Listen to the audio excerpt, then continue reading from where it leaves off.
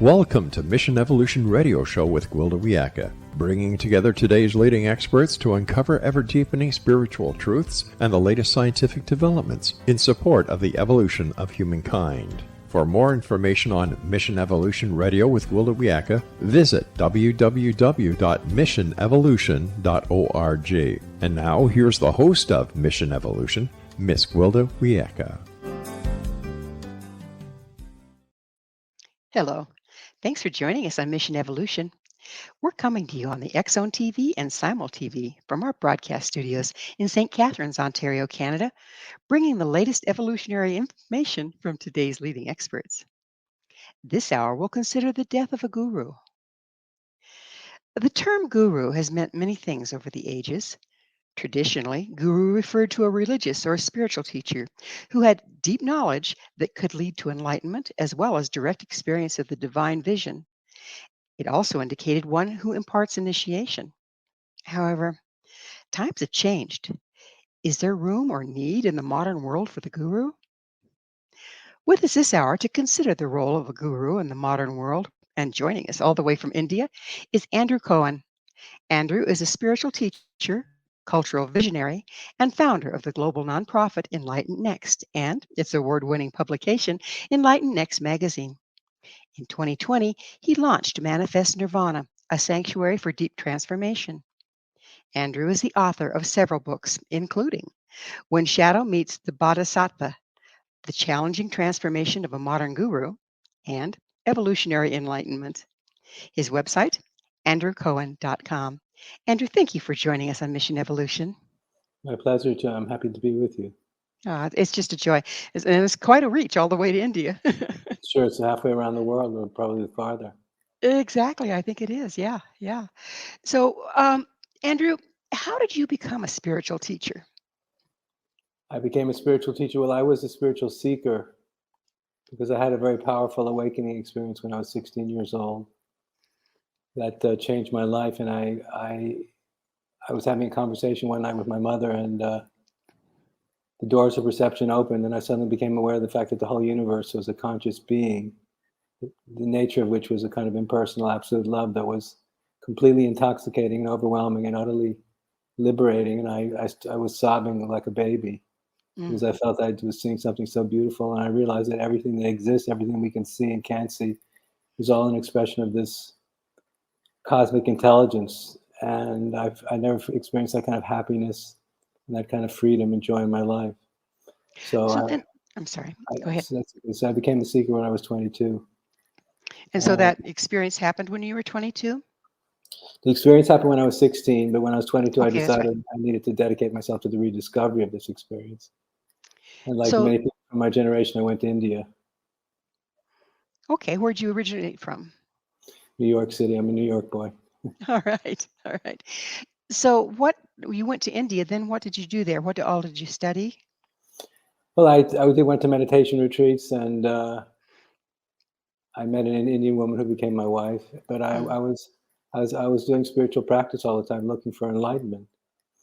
And someone told me about a wonderful teacher that lived in Lucknow, who was a disciple of one of the greatest realizers of the 20th century, Ramana Maharshi. And I decided to go see this man. And after I met him, I asked him, how much effort do you have to make to be free? And he whispered, you don't have to make any effort to be free. And I didn't understand what this meant, but I had an inner experience. My inner eye opened, and I saw water flowing down the side of a mountain. And I realized that my true nature was like that water, ever free and always unobstructed.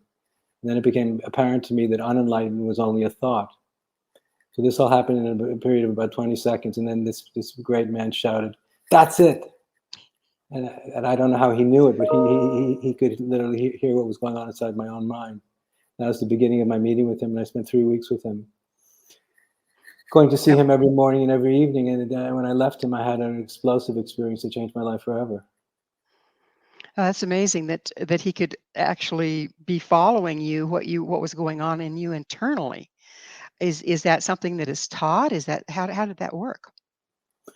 Well, to be honest with you, I don't understand it myself. I don't know how he could see and feel what was going on inside my own subjective experience. But he was the most powerful man I ever met, and literally sitting in his presence had the power to awaken people's consciousness, like exactly what happened to me.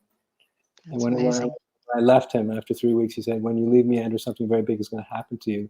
And I didn't believe him. And when I left him, I was sitting in the train and I felt this explosion of energy and of joy and of happiness and of peace and of bliss that was literally physically overwhelming. And I underwent a metaphysical process that lasted for about 3 weeks, and I have never been the same since. Goodness. It's a magical story. It's a Did magical story. Yes, I'm sorry. No, I'm sorry. Did you? What was the 3 weeks like? Did you have physical reaction? Were you kind of in an altered state? What was it like? Well, we would talk. I would ask him questions, and he would answer my questions. And we'd go for walks, have tea, and invite me to have lunch with his family, dinner with his family. And I'd go rest in the afternoon and come back and spend time with him. It was very dignified and very beautiful and very. He was like my grandfather. Is what it felt like being with a wise grandfather who Was spoke he? about it. So I'm sorry. He spoke about enlightenment as if it was available, and I never met anybody who knew so much about enlightenment and could speak about it as if it was available. He seemed to be living in an altered state all the time, and Mm. I never met anybody like that, How could you tell he was living in an altered state all the time? because he would describe his inner experience of these expanded states and these miracles that he'd experienced in his life. And I'd never met anybody that had such an access to what we could call that which is miraculous. Mm. And half the time I thought he was a crazy old man who was making this stuff up, and half the time I thought maybe it was true. I literally didn't know what's going on until I left him, and then I had this experience, which was like a great blessing. When I had the experience myself, which I knew came directly from him, then I became a true believer. So, what was the experience like? It was waves of joy, waves of bliss, waves of happiness, waves of. I felt that all of my suffering had come to an end, all of the seeking had come to an end. There was an experience of peace that was overwhelming. I felt like I had been born again in many of the ways we hear people speak about. I felt like I was living in another dimension beyond time. And I was witnessing, I felt I could see myself from another dimension beyond this one. But the main experience was an unbelievable happiness. And the nature of the happiness was kind of an unconditional freedom that I'd never experienced before. And I knew that the past was over. And So, the joy and the gratitude was just overwhelming. so after your initial experience, when you left your teacher, did you um, did you go back, slide back a little bit? That happened much later. I know at that time I wasn't doing any of my backsliding. Okay. So, but later you did kind of backslide. Do you think that the backsliding was so that you could relate better here? um, well, that's part of a different story. Not really. I mean, my story is one is literally like Alice through the looking glass. I had the old me seemed to have died, and I suddenly had access to a level of awareness, understanding, and access to a mystery that exists beyond time that I had never known before. And he bestowed upon me a level of understanding and insight about the nature of enlightenment and the nature of spiritual teachings that I hadn't earned. Suddenly, it was present, almost Hmm. like a natural gift that he just put in my lap. So And rather I than earn it, there it is. So, so we're on the same page, Andrew. Would you mind defining guru as we'll be working with it today? Sure. Well, a guru is traditionally someone who has mastered has mastery. So as we know in the West, we have financial gurus and sports gurus and health gurus. But the original topic usually relates to being a spiritual guru. So a guru is supposed to be someone who has a level of spiritual mastery and a level of spiritual attainment that's real, profound, powerful, and has the powerful to actually transmit their own state of consciousness to other people. Now, you were fortunate enough to find your teacher. I assume that he's considered a guru. Oh, Um, absolutely. Sure. Well, he's dead now, but he sure was. yeah. Big time. So, so that being the case, how do other people? There's a lot of people out here calling themselves spiritual gurus. How do they find that level of teaching, or do they? Well, I think everybody has their own particular story. I mean, I'm just in my own case. It was I was a very serious spiritual seeker, and I was looking for enlightenment, but I had no idea that what I was going to find when I met a man like this. And I think when you spend time in the presence of someone like that, their mastery is so obvious that one feels this great sense of reverence and respect for them. It's not like being with an ordinary person; it's a person with a deeper level of consciousness. And there was an experience of impersonal, absolute love that was pouring through him, that one felt in his presence, like one was being blessed by So God's spiritual. presence. So recognizing a guru is a matter of the student, not so much the teacher. Being able to Absolutely. recognize that. Okay, that makes sense.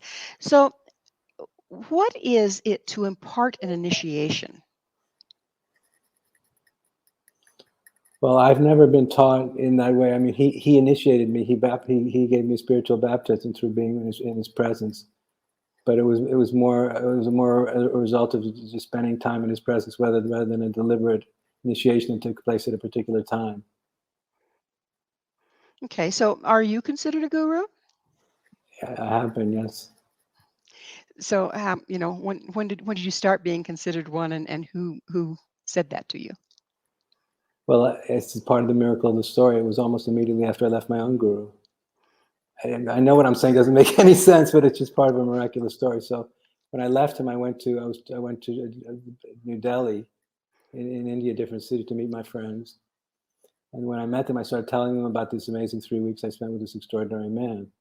And when I started telling them what had happened to me with this extraordinary man, they started having the same kind of spiritual feelings that I did when I was in his presence. And they started treating me differently. They started treating me with a level of respect and reverence that I So, in other didn't words, ask for. so your change actually then manifested in your interaction with other people. But instantaneously, Hmm. automatically, it was a complete miracle that I somehow could handle. I don't know how I could handle it, because I was aware that I was living a spiritual dream that was literally coming true. So, when that's the case, did you find yourself disoriented a bit? I mean, you're coming Oh, back and totally, relating to people.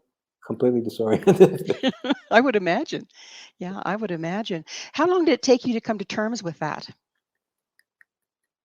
um, well, what I was going to say is I'm not sure that I ever have come to terms with it. Yeah, But I can I understand. was in a state of what's called surrender, or inner submission. I was overwhelmed by experience of grace, the presence of grace, and I was able to accept it in a way that surprised even me. I seemed to be prepared for it. I seemed to be ready for what was happening, and that surprised me also. Do you think that today, do you find yourself drifting in and out of that state? Sometimes you're in it more, sometimes you're in it less. Absolutely. And what do you think causes that shifting back and forth? Well, what brings on that state for me is practicing meditation and also teaching, especially teaching.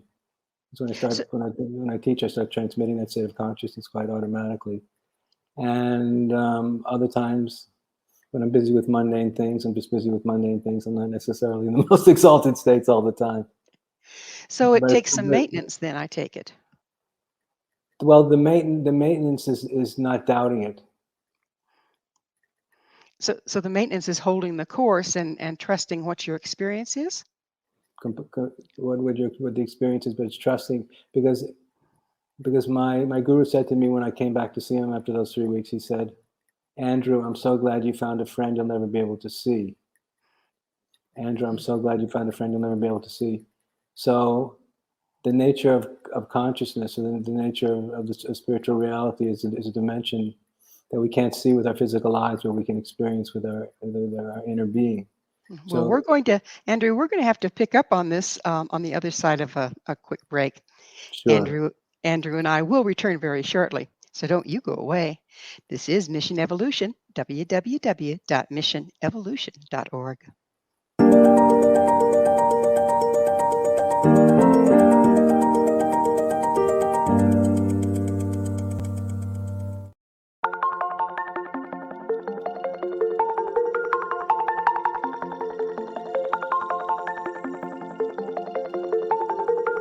Question: what is the name of the unique blend of coffee you get that has been formulated by a neurologist, a neurobiologist, and a pharmaceutical chemist? Answer: you get Beautiful Mind Coffee, a unique coffee blend that tastes great and has herbal ingredients that your brain will love, and it is not just coffee, it's brainalicious. Dr. Rathbone, Dr. Jang, and Dr. Winslow, the scientific team that created Beautiful Mind Coffee, decided to collaborate on a coffee focusing on brain health. As for those herbal ingredients found in Beautiful Mind Coffee, Dr. Rathbone, Dr. Jang, and Dr. Winslow, utilizing their combined extensive scientific research background, worked with many natural and herbal products until the exact formulation that is found in Beautiful Mind Coffee was created. With a unique scientific formula not found in any other coffee being sold or served, Beautiful Mind Coffee is the only coffee blend that contains 3 herbal ingredients found to aid in boosting your daily mental clarity and focus. Every cup of Beautiful Mind Coffee contains scientifically formulated amounts of maca root powder, green tea extract, and American ginseng, all supporting good brain health.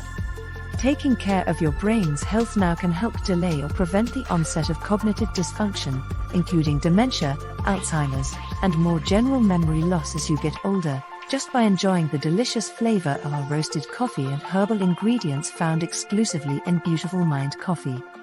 Did you know that cognitive dysfunction also refers to deficits in attention, verbal and non-verbal learning, short-term and working memory, visual and auditory processing, problem-solving, processing speed, and motor functioning?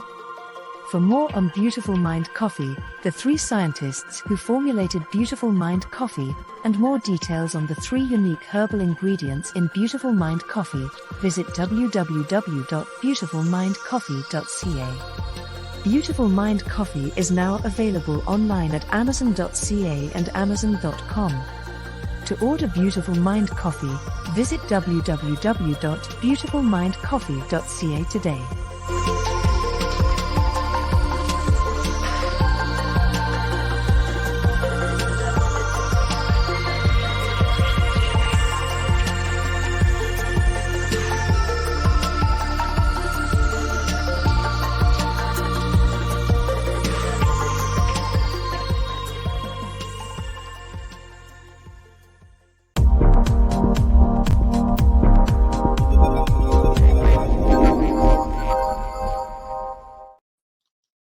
Hello again. This is Mission Evolution, missionevolution.org. With us this hour discussing the challenges of a modern guru is Andrew Cohen. His website, andrewcohen.com. Andrew, we were talking about what it takes to be a guru, what it's like to be a guru. And then you were talking about being in the presence of people and them having experiences because of what you'd gone through, you were actually carrying that. Do you find that goes on in your classes a lot, or do some people experience and some people not? All the time, absolutely. That's what people are attracted to. They easily fall into states of meditation in my presence. And the state of meditation really makes one receptive for spiritual depth and also to understand metaphysical teachings and philosophical truths. They become much more receptive and they find it much easier to concentrate. So enlightenment is like a fire. It's like a burning fire. And if someone is stabilized in their access to enlightened awareness, and if you sit in their presence, it's like sitting in front of a fire. And different people are different wood in different states of dampness. Some wood is very damp, some wood is very dry. If the wood is very dry, it catches on fire right away. If it's damp, it needs to dry out first before it catches fire. So sitting in the presence of an awakened spiritual teacher is like sitting in the presence of a raging fire. So if you were to guess, because I know percentages are a little difficult in this kind of a topic, but what percentage of the teaching comes through simply sitting in the radiance of being with you, and what percent comes from what comes out of your mouth? That's a very good question. I don't know. I think it's a combination of both. Because when I teach, I go get into a flow state. The teaching seems to come from a place beyond my own mind. I'm often amazed by what comes through me. I speak about with a level of confidence about things that I often have never even thought about. Do you think that you're in an altered state, like a trance-like state, when you're doing this? Absolutely. So from that trance-like state, you're accessing information that you otherwise wouldn't have access to. Is this correct? Yes, I think so. I think so, especially when it's very deep. It's almost like the inside of the universe seems to open up, and I seem to have access to a level. It's not information that's not available, but to me, but there's a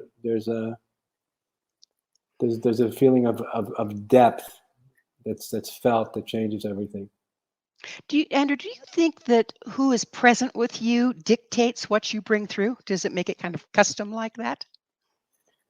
I used to think that was the case, but I think it's very much less now because I've been teaching for a long time, so I have a whole teaching, and so the teaching comes through me in various ways to respond to people's questions. But it's a teaching that I've developed over a long period of time that is, I was going to say fairly predictable, but there's a large body of work there that I refer to that exists within my soul and my mind.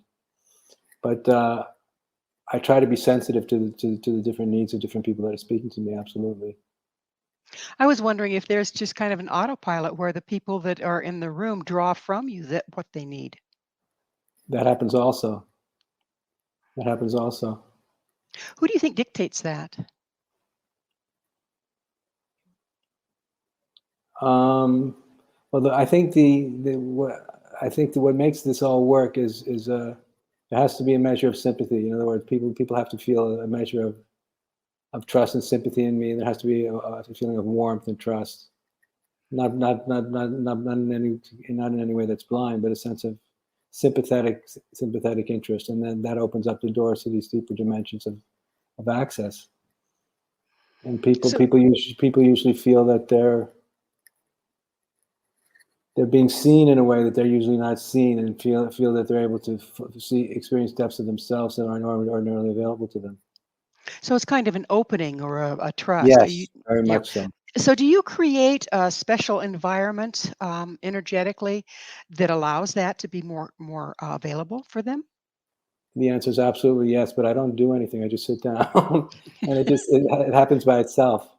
But absolutely yes. There a very powerful atmosphere is generated, in which Do you, the presence of awakened consciousness for sure. do you do some preparation just before you go into each class? Personal preparation? My preparation is having no doubt, not having any fear, not having any doubt, not worrying about anything. Do you work with breath to get to that state when you're getting ready to go No, teach? no, it's just it's having no doubt that it's there. Oh, okay. No doubt in your access to source, so to speak. Exactly. So that because there's no doubt, then there is no distance. And Gotcha. because I'm sitting in a state of deep trust, it just flows in a miraculous way, and I'm stunned and stupefied every time it happens. It's always like the first time. Like, for So, example, they say in India. Sorry to interrupt you. They say in India that consciousness is like being, consciousness, and bliss that is ever new. So most experiences we have in life, once we've had them the first time, the second time it's not the same as the first time. But when we experience consciousness, it's always like the first time. It never ages. sounds like sitting stream. You're by the same stream, but the water is ever changing. Exactly like that. Exactly like that. Interesting. Okay, so what is the Bodhisattva? Forgive But my pronunciation. a bodhisattva is a very advanced practitioner realizer, which means it's someone who, it works like this, because at the beginning of the path, people are usually seeking for enlightenment for themselves. And as one awakens and develops spiritually, at a certain point, one reaches a certain level of maturity in which one realizes this was never about me. This is always about everyone else. It's about liberating everyone else in the universe. The spiritual path, this path of spiritual practice, it's not about my own narcissistic liberation, but it's really about the liberation of all of sentient beings, all of humanity. So a bodhisattva is someone who lives for the salvation of all other sentient beings. So if there are various levels, I take it, of being a teacher, do you think that there are that a teacher, whatever level a teacher is at, is the appropriate level for his students or her students, and then they evolve from there? Well, not necessarily. Sometimes the teacher and the student aren't the right fit. I So was wondering sometimes, about that. yeah, well, it's like anything else in life. Sometimes we can go to a teacher who really would turn us off, or maybe we find them offensive or not appealing or pretentious or egomaniacs or whatever. And so So that we may not find them trustworthy or compelling or even smart. so that's kind of like an automatic built-in filtering system, isn't it? You're either drawn or repelled by a teacher. Exactly. Okay. Okay. That makes sense. Um, what does it mean to manifest nirvana? You spoke of that a bit. Well, you're asking really difficult and very great questions. Well, when the Buddha spoke about nirvana, he spoke about a meditative state of consciousness that exists beyond the mind, beyond time, and beyond the world. So nirvana was a heaven realm that exists as a place that one had access to in a meditative trance. So it's beyond time, beyond the world, where it was escaping the world of time and the body and the mind and the world to experience the bliss of this trance state, this concentrated state of consciousness that's beyond the world. So So that this miraculous state of nirvana that exists beyond the world is called that which is unmanifest or unborn or uncreated. The Buddha called it the unborn or the uncreated. Uncreated and unborn means before the universe was created, there was a ground of being. So it's awakening to this grounded being that exists before time, before space, before the manifestation of the universe. So so in that state, one experiences that what's called that peace that passeth all understanding, because the universe at that level of being, the universe hasn't been created yet. So there's only peace, and that experience of peace is so enthralling, so overwhelming, so mind-bogglingly ecstatic that when one experiences, one never wants to come back from it. So So you said that it was outside of time before even before times began. Yet doesn't that mean it exists does that mean it exists always and we just yes, have to be open to it? absolutely. So how do we set aside our we're all kind of tuned in and conditioned by our realities that we firmly believe in and are ensconced in. How does one start to step out of that enough to reach nirvana? The way we do it is we have to long for it. It's almost like falling in love with spirit. It's like falling deeply in love with one's beloved, but it's not a person. It's the deepest part of one's own self. So it's through longing for that friend that we'll never be able to see that we begin to find access to it. And the way I try to help people to approach it is cultivating the desire to want to be free more than anything else, to want to be spiritually free. I want to be free first and foremost more than anything else. So we cultivate the access through the longing for freedom from everything else, longing for freedom from everything that's in the way, longing for a happiness that has nothing to do with getting anything that doesn't already exist within us. So within us is the access point. What we're looking for is our own true self. In other words, beyond the ego and beyond the separate self exists the self that's called the self with a capital S, which means my true self, which is the source you were referring to. So So is that a state of unity then? So when we're able to really absolutely, identify with our true self, then we can relate to everything else on a different level? yes, because we begin to relate to the world from that place of unity.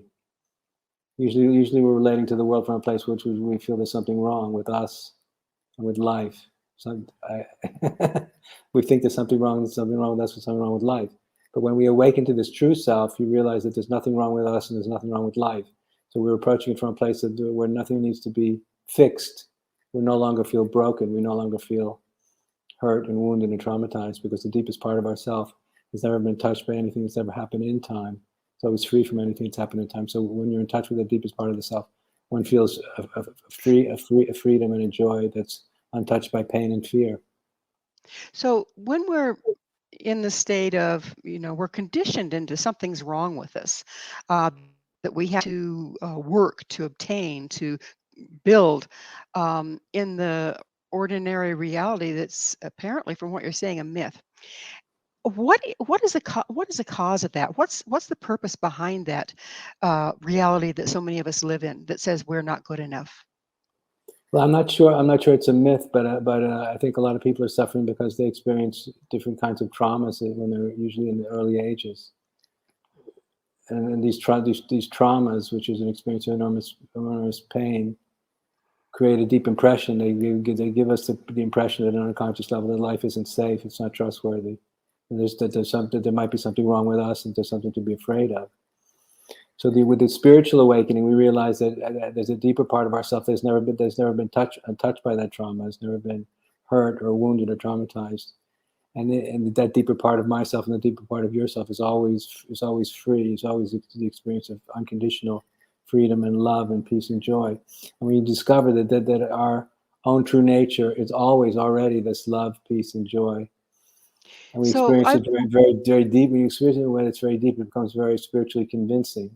So it enables us to let go of our conscious and unconscious attachment to our traumas and our fears. I've heard the term that seems to kind of be coming up for me here, pain body. Is this what you're describing as living out of the pain body versus your true expression? Exactly that, precisely that. The pain body is the expression of the great Eckhart Tolle. Mm-hmm.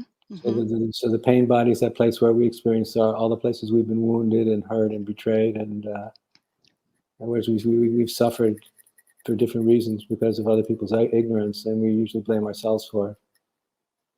As children, we do, don't we? Exactly. So, and some people never get over it. So the idea is that the spiritual awakening, when it's deep and profound, promises the possibility of a profound recovery and transcendental transformation. Is there a certain amount of scrapping around and dealing with the traumas to clear them before you can step aside from them, or is it just something you could take off like an old cloak? It depends on who we are and where we're at in our own development. Some people need to do some psychological work first, maybe for some years, to really do some psychological cleanup, and some people are spiritually prepared to let go right now. We're all in different places. Well, Andrew, we have to take another break. So Andrew and I will be right back to continue our discussion. You stay right there. This is Mission Evolution, www.missionevolution.org.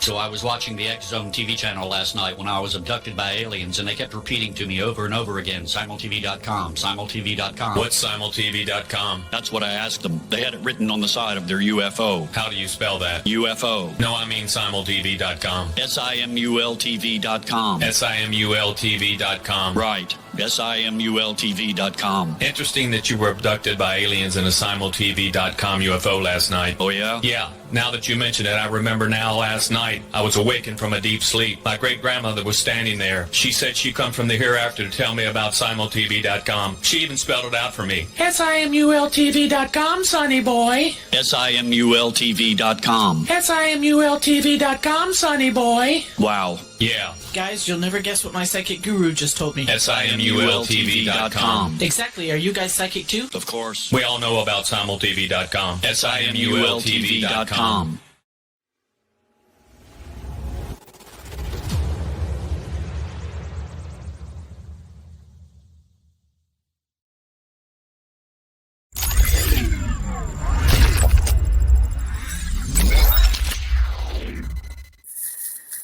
Hi there. This is Mission Evolution, missionevolution.org. Our special guest this hour is Andrew Cohen. His website, andrewcohen.com. Andrew, changing gears a little bit here, I understand that you had a fall from grace and a collapse of your spiritual community. Would you tell us a little about that? Sure. So what happened was that I've been teaching for about 27 years, and some of my closest senior students had some questions about some decisions I made, some choices I'd made, and I'd never been questioned before by my students. So like a lot of other people in my position, I became very proud, and I didn't want to have that conversation. And so because I didn't want to have this conversation, which could have led to us coming together and working on our problems together, it created a lot of distance and there was a lot of heartbreak about that, and it created a lack of trust. People felt I wasn't living my own teaching, wasn't being trustworthy. So I'm ashamed about that. How did you experience that? I mean, did it impact your ability to really channel spirit into your teachings? Oh, yes, for about 3 years, I lost touch with my own deepest depths, and I went through a transformational process. I stopped teaching for about 3 years, and I did a lot of. I stopped teaching for 3 years, and I did a lot of spiritual work, to try and find out what the problem was. And what'd you find? There was pride and self-importance, pride before the fall. So is that what one might call ego slipping in? I think that's exactly what one would call it.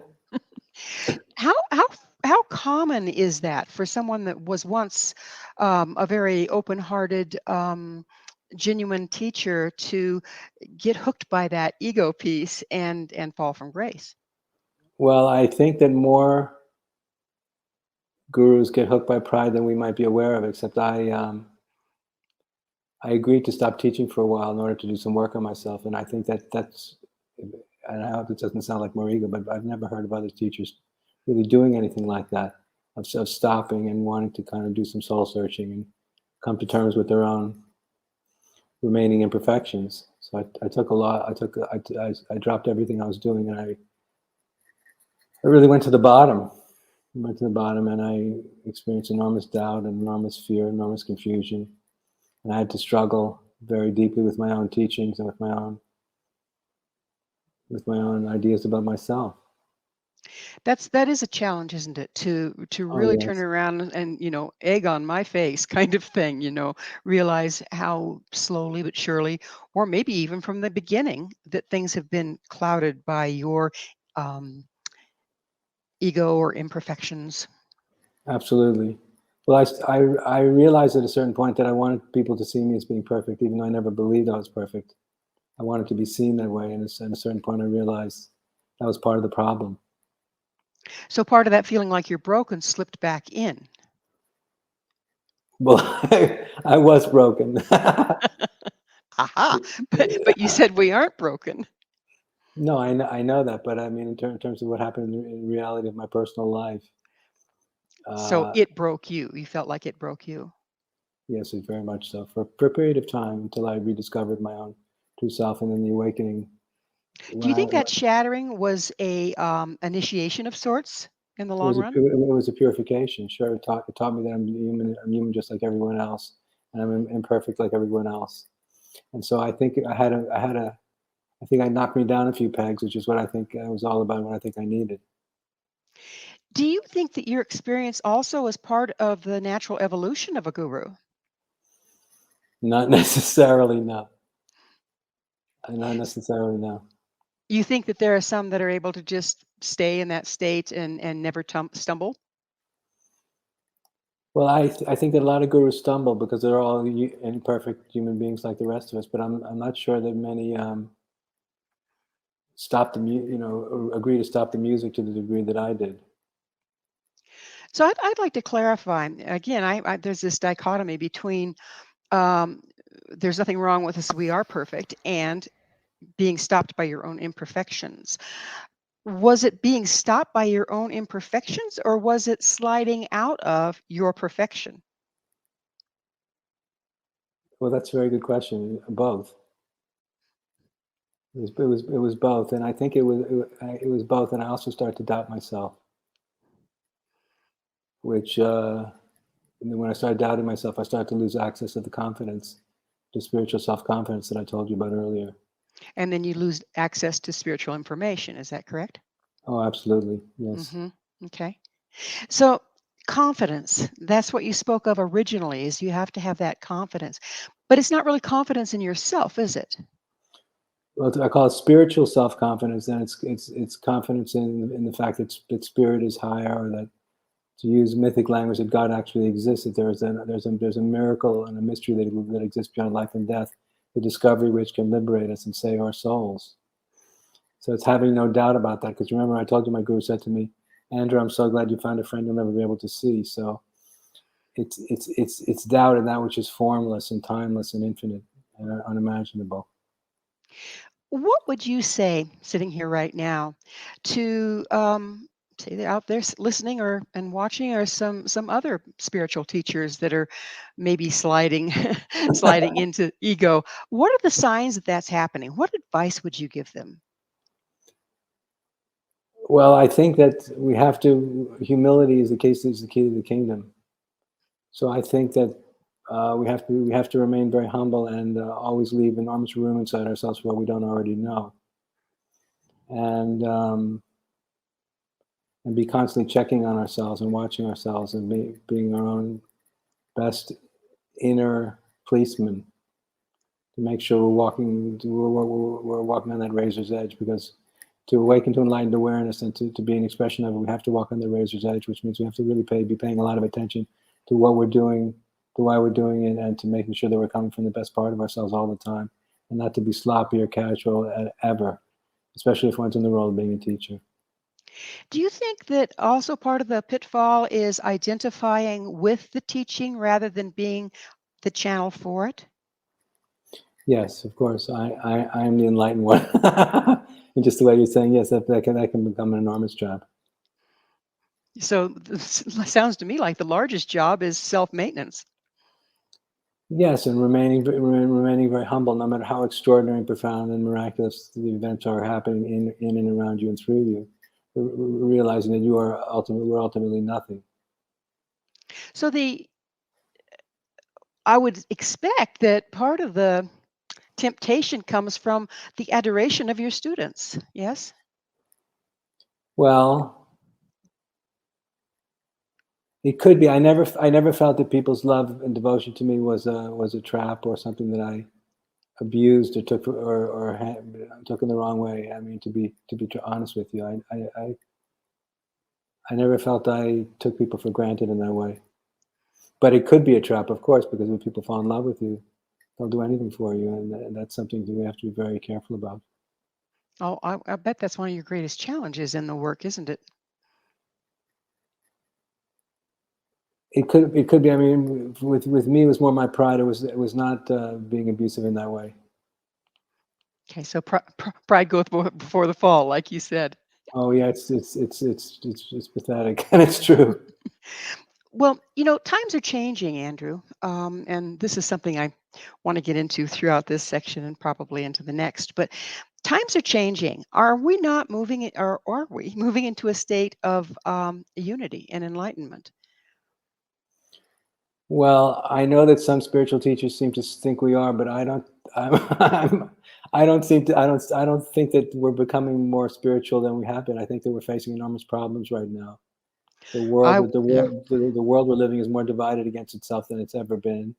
We're dealing with problems that are completely overwhelming, and we're facing our own.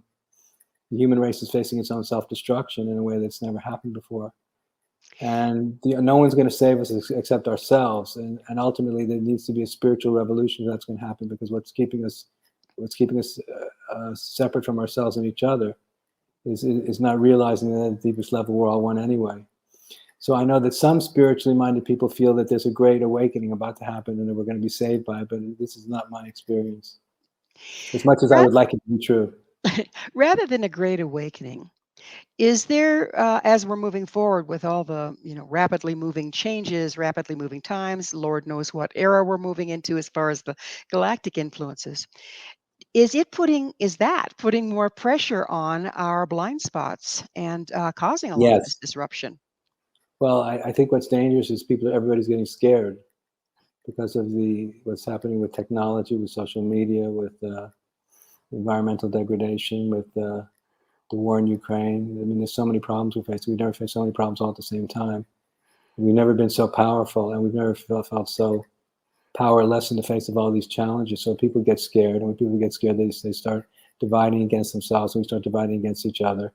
So when people become frightened, the world gets more dangerous. We all become more dangerous, and it seems like that's the kind of time we're living in now. And nobody knows what the future is going to bring, because we realize the life we have lived is over. We're entering into an unpredictable and, in many ways, ominous future, and nobody knows what to do about it. There's no wise ones, either in politics or in religion or spirituality, that seem to know how we're going to solve this predicament. Ergo, the guru doesn't have anything to say about it. Well, the guru can give us encouraging spiritual advice. But if everybody's in fear, Andrew, are they going to listen? Are they going to hear? Are they even going to be into a state where they can move into nirvana, if you will? Well, sometimes when we get scared, we become more serious. We stop taking life for granted.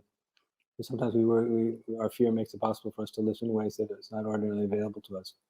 In other words, sometimes when people are facing death or they get a terrible disease, they suddenly find a level of seriousness and sincerity and open-heartedness that otherwise might not be available to them. So I find these days when I'm teaching, a lot of people are, because of the chaos and the complexity of the world situation, are more interested in awakening spiritually than they were before.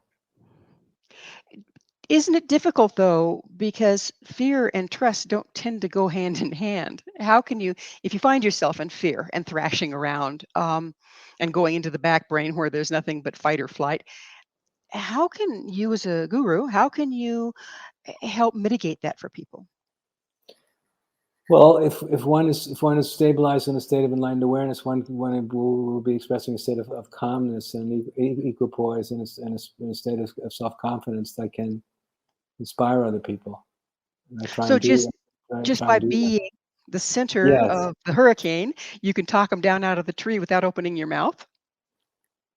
Well, without opening one's mouth or with opening one's mouth, but in terms of the nature of one's being, if we seem calm and centered and happy and clear-minded, it can inspire other people. Oh, it's possible not to fall apart under this existential pressure. We can actually find a kind of a clarity and a sane way to be, even in the midst of this turmoil and this growing pressure in the world. Absolutely. I've seen people, a lot of emergency workers, they tend to be able to just kind of drop into that place. They know what to do. They're calm, and it's like everybody kind of surrounds around them because they know what to do. They sense that in them. It's almost like an animal instinct, and that creates a leader in a way. How can we, as individuals, start to carry that for others? Well, we'll still carry that for others when we start to feel a sense of greater responsibility. So the biggest spiritual truth is that the biggest spiritual truth is that there is ultimately only one and not two. The essence of Vedanta says there is only one self, and I am that, and I am that. We all are that one without a second.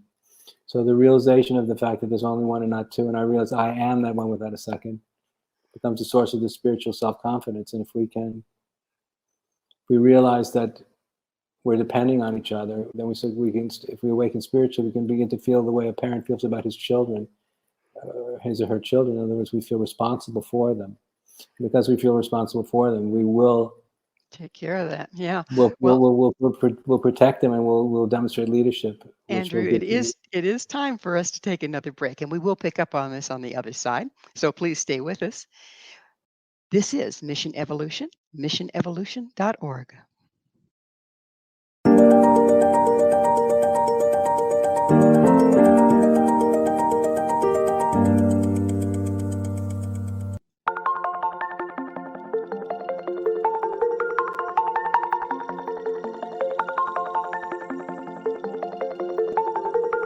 Question: what is the name of the unique blend of coffee you get that has been formulated by a neurologist, a neurobiologist, and a pharmaceutical chemist? Answer: you get Beautiful Mind Coffee, a unique coffee blend that tastes great and has herbal ingredients that your brain will love, and it is not just coffee, it's brainalicious.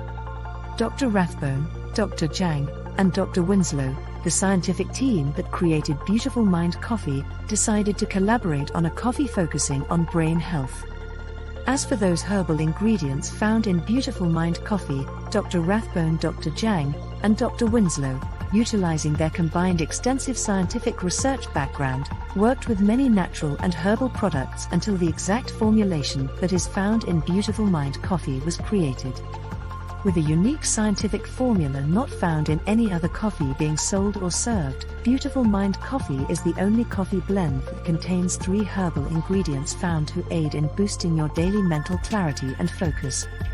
Every cup of Beautiful Mind Coffee contains scientifically formulated amounts of maca root powder, green tea extract, and American ginseng, all supporting good brain health. Taking care of your brain's health now can help delay or prevent the onset of cognitive dysfunction, including dementia, Alzheimer's, and more general memory loss as you get older, just by enjoying the delicious flavor of our roasted coffee and herbal ingredients found exclusively in Beautiful Mind Coffee. Did you know that cognitive dysfunction also refers to deficits in attention, verbal and nonverbal learning, short-term and working memory, visual and auditory processing, problem-solving, processing speed, and motor functioning? For more on Beautiful Mind Coffee, the 3 scientists who formulated Beautiful Mind Coffee, and more details on the 3 unique herbal ingredients in Beautiful Mind Coffee, visit www.beautifulmindcoffee.ca. Beautiful Mind Coffee is now available online at amazon.ca and amazon.com. To order Beautiful Mind Coffee, visit www.beautifulmindcoffee.ca today.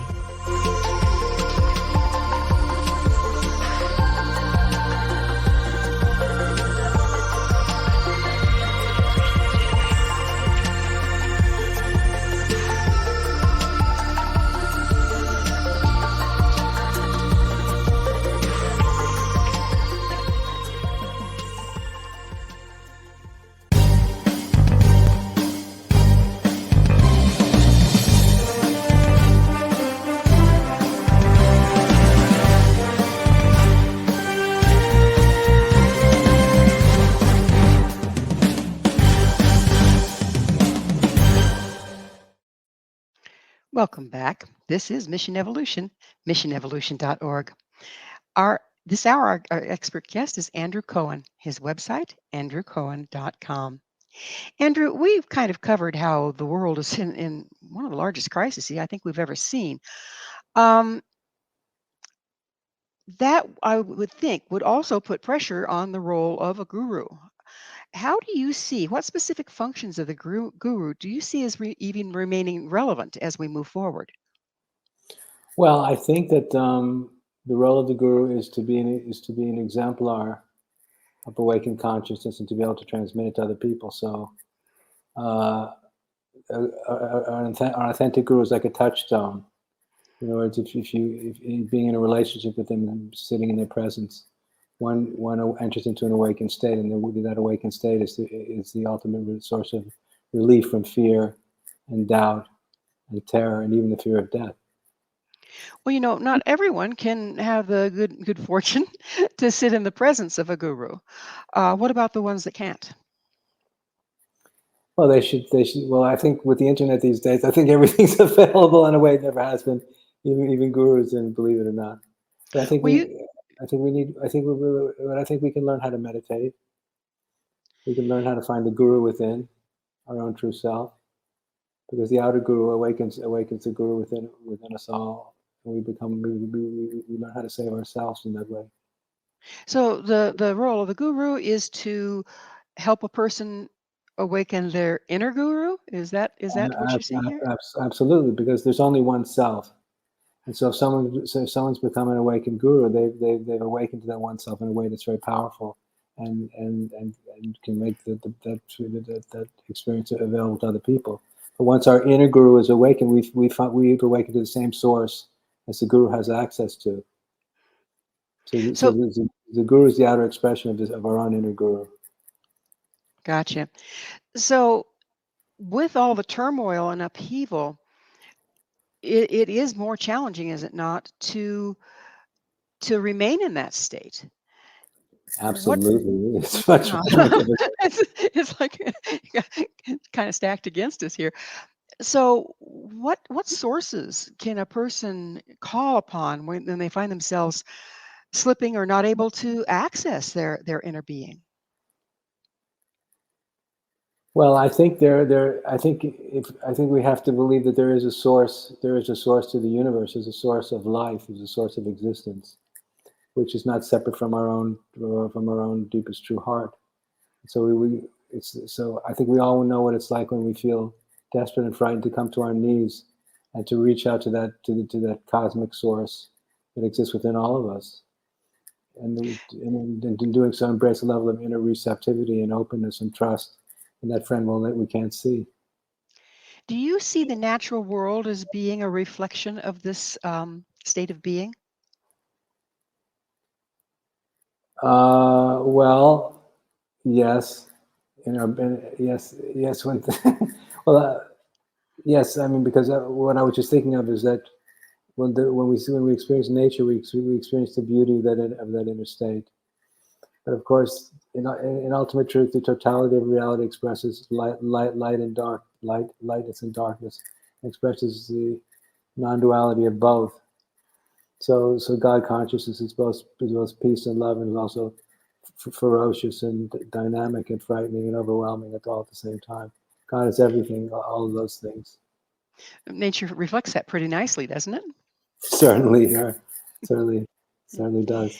So, what do you mean by evolutionary enlightenment? Well, evolutionary enlightenment means that the universe is evolving. The universe had a beginning in time 14 billion years ago, and the Big Bang was an explosion of light and energy that created the conditions that made it possible for life to emerge, and from life, mind, and from mind, self-reflective awareness.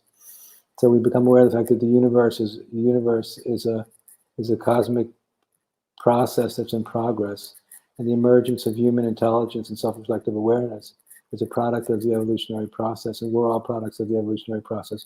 We're all an expression of evolution. When we awaken to it, the evolutionary process awakens to itself through our capacity to cognize it, to understand it, and to realize it. So evolution becomes aware of itself through human capacity for self-reflection. And So here so, we are in the middle of chaos when things seem to be devolving around us rather than evolving. So, how is this a continued evolution?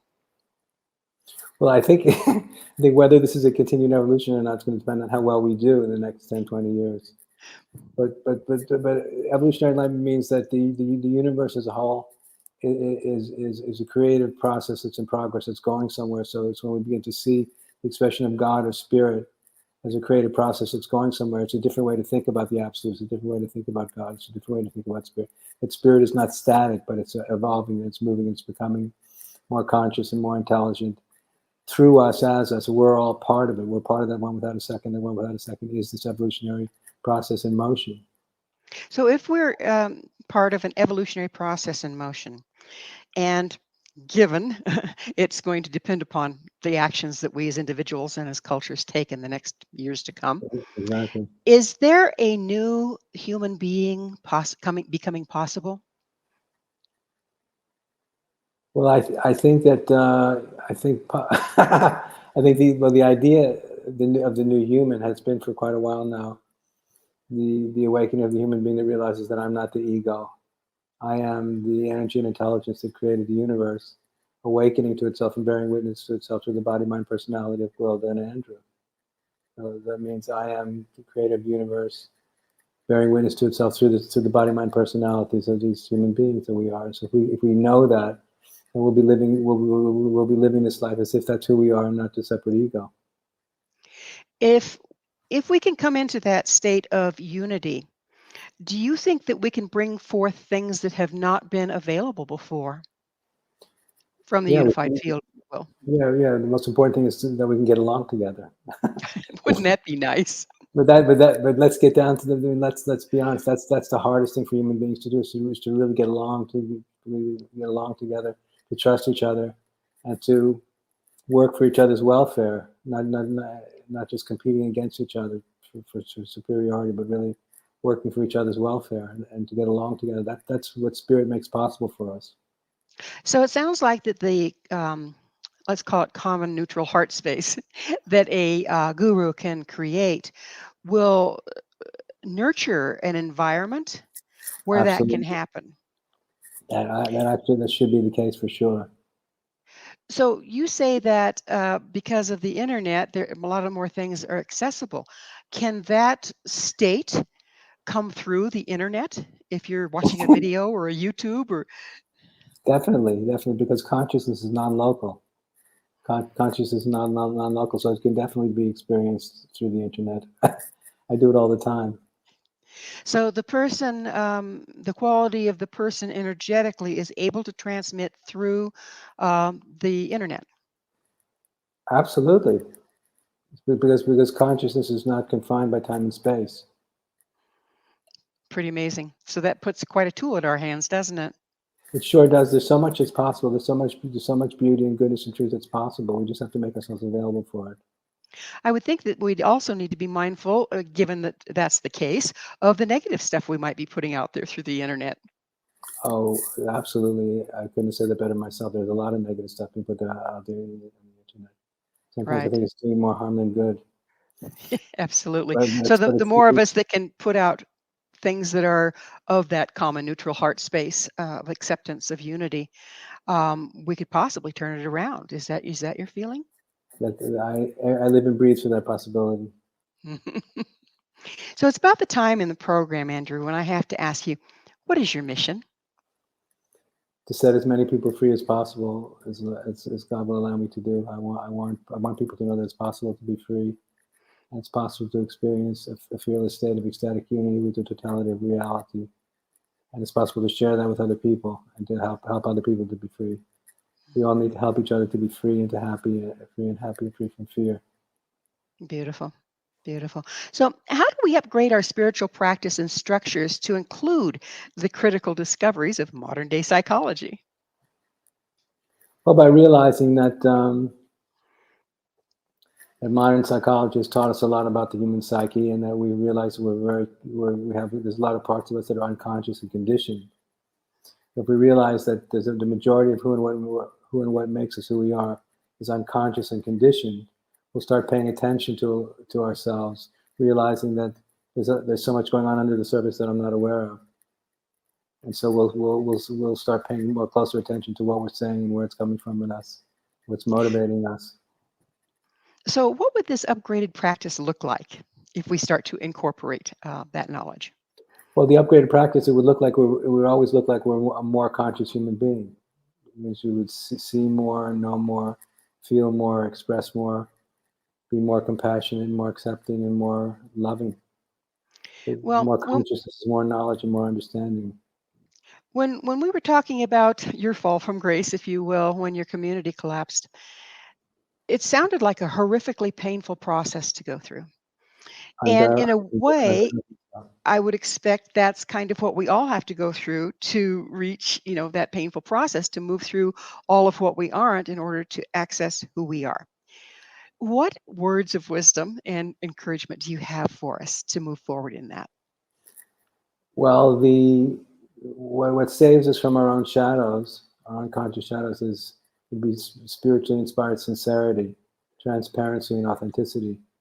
So it means we have to want to face the truth, not only about life, but also about ourselves, which takes a lot of courage, because usually there's all sorts of things going on inside us and parts of ourselves that aren't so pretty.